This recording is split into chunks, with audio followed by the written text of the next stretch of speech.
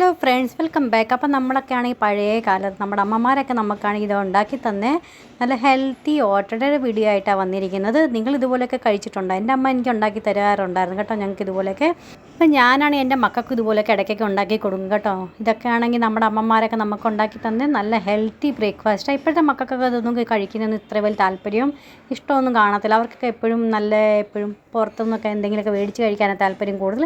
പക്ഷേ ഞാൻ അങ്ങനത്തെ ഒന്നും അധികം കൊടുക്കാറില്ല കേട്ടോ. കൂടുതലും നമ്മുടെ വീട്ടിലൊക്കെ ഉണ്ടാക്കുന്ന ഇതുപോലത്തെയൊക്കെ നമ്മുടെ അമ്മമാർ നമുക്ക് ഉണ്ടാക്കുന്ന അതെല്ലാം ഞാൻ ഉണ്ടാക്കി ഇവർക്ക് കൊടുക്കാറുണ്ട് പതിവ് കേട്ടോ. അതുപോലെയൊക്കെ തന്നെയാണ് ചെയ്യുന്നത്.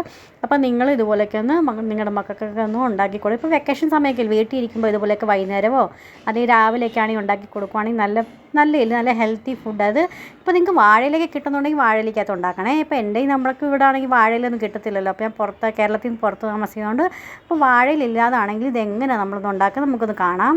അപ്പോൾ ഏറ്റവും ആദ്യം ഞാനാണെങ്കിൽ 2 പഴം, എത്രയും നല്ല പഴുത്ത പഴം ഉണ്ടെന്നോ അത്രയും നല്ല പഴുത്ത പഴം എടുക്കുക.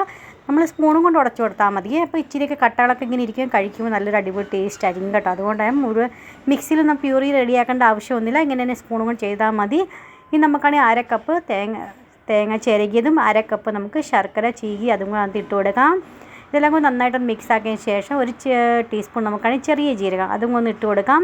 എന്നിട്ട് നമുക്കാണെങ്കിൽ ഒരു നുള്ളു ഉപ്പ്, ഏതും മധുരമുള്ള സാധനം നമ്മൾ ഉണ്ടാക്കുവാണെങ്കിൽ കുറച്ച് ഉപ്പ്, 1-2 പിഞ്ച് ഉപ്പ് ഇട്ട് കൊടുത്തിട്ട് നല്ല അടിപൊളി ടേസ്റ്റ് ആയിരിക്കും കേട്ടോ.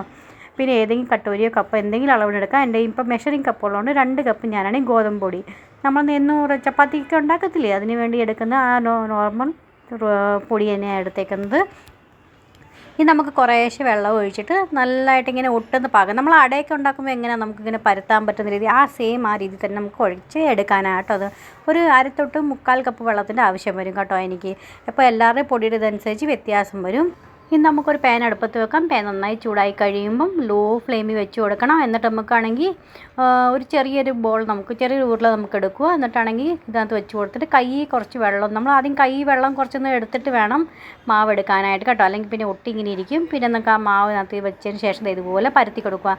നിങ്ങൾക്ക് തോന്നുന്നുണ്ട് അത് നമ്മുടെ ഒട്ടി പിടിക്കുന്നുണ്ടെന്ന് അങ്ങനെ തോന്നുന്നുണ്ടെങ്കിൽ കുറച്ച് വെള്ളം കുറച്ച് വെള്ളത്തിൽ ഡിപ്പ് ചെയ്തതിന് ശേഷം ഇതുപോലെ വിരലും കൊണ്ട് വേണേ പരത്തി കൊടുക്കാൻ. കൈയൊന്നും പൊള്ളാതെ സൂക്ഷിച്ച് വേണം ചെയ്യാനായിട്ട്.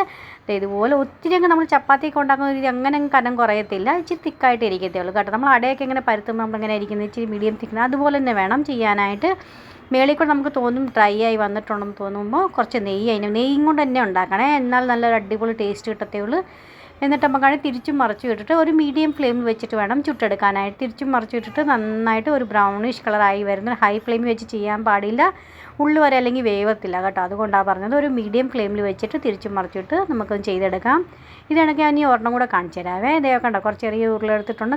കുറച്ച് നനച്ചതിന് ശേഷം ഇതുപോലെ ഇടയ്ക്കിടയ്ക്ക് എനിക്ക് വെള്ളത്തിൻ്റെ ഇങ്ങനെ ഒട്ടും തോന്നുമ്പോൾ ഇച്ചിരി വെള്ളത്തിൽ നിന്ന് ഒന്ന് ഡിപ്പ് ചെയ്തതിന് ശേഷം ഞാൻ അതുപോലെ ചെയ്ത് കൊടുക്കുന്നുണ്ട്. ഒന്ന് പൊള്ളാതെ സൂക്ഷിച്ച് വേണേ ചെയ്യാനായിട്ട്. അപ്പോൾ ഇതുപോലെയൊക്കെ ചെയ്ത് നമുക്കാണെങ്കിൽ ഒരു മേളിൽ കൂടെ ഡ്രൈ ആയി തോന്നുമ്പോൾ ഇച്ചിരി നെയ്യൊക്കെ തടവി എന്നിട്ട് നമുക്കാണെങ്കിൽ തിരിച്ചു മറിച്ചിട്ട് ഇതും കൊണ്ട് നമുക്കൊന്ന് ചുട്ടെടുക്കാം. എത്ര സിമ്പിളാണ് അല്ലേ? നല്ല ഹെൽത്തി റെസിപ്പി. രാവിലെയൊക്കെ മക്കൾക്ക് ഇതുപോലെയൊക്കെ ബ്രേക്ക്ഫാസ്റ്റിനോ അല്ലെങ്കിൽ വൈകുന്നേരം ചായയുടെ കൂടെയൊക്കെ നമ്മൾ ഇതുപോലെയൊക്കെ ഉണ്ടാക്കി എടുക്കുവാണെങ്കിൽ നല്ല ഹെൽത്തി റെസിപ്പി, നല്ല സന്തോഷത്തോടെ അവർ കഴിക്കുകയും ചെയ്യും. ഇതിനകത്ത് അങ്ങനത്തെ ഒന്നും വേണ്ട സാധനങ്ങളൊന്നും നമ്മൾ ആഡ് ചെയ്തിട്ടില്ല. നല്ല ഹെൽത്തി സാധനങ്ങൾ തന്നെയാണ് എല്ലാം ഇട്ട് കൊടുത്തേക്കുന്നത്. അപ്പോൾ നിങ്ങൾ തീർച്ചയായിട്ടും നിങ്ങളുടെ മക്കൾക്കൊക്കെ ഉണ്ടാക്കി കൊടുത്തോണ്ട് ട്രൈ ചെയ്ത് നോക്കണേ. ട്രൈ ചെയ്ത് നോക്കിയിട്ട് നിങ്ങൾക്ക് എങ്ങനെ ഇഷ്ടപ്പെട്ടോ ഇല്ലയോ എന്ന് എന്നെ അറിയിക്കണം. ഇഷ്ടപ്പെട്ടെങ്കിൽ പറയുന്ന കൂട്ട് ലൈക്ക് ചെയ്യാനും ഷെയർ ചെയ്യാനും സബ്സ്ക്രൈബ് ചെയ്യാനും മറന്നുപോലെ. നെക്സ്റ്റ് ഒരു വീഡിയോ ആയിട്ട് വീണ്ടും കാണാം. Bye friends, thanks for watching and take care.